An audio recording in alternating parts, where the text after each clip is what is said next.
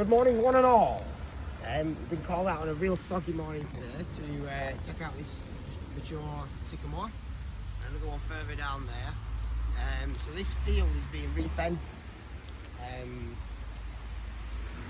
Over the years, the fence line, the hedge lines encroached on the field, so they brought it back further down there, about 30-40 foot.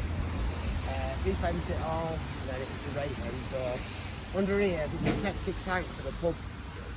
So we have to be really careful that this tree goes the right way, or where it's going to be paddling around in shit, and it's going to be beer shit as well, so it's the worst kind of shit. So we shall come back and we shall see if we get the tree on the ground safe.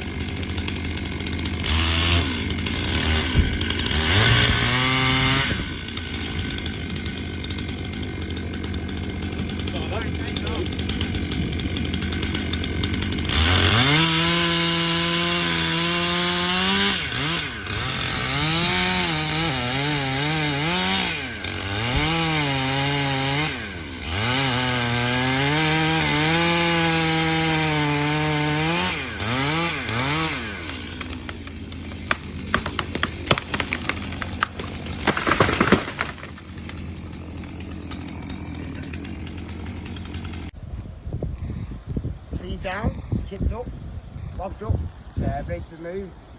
We better get a skate zone because the fence is going here right the way down.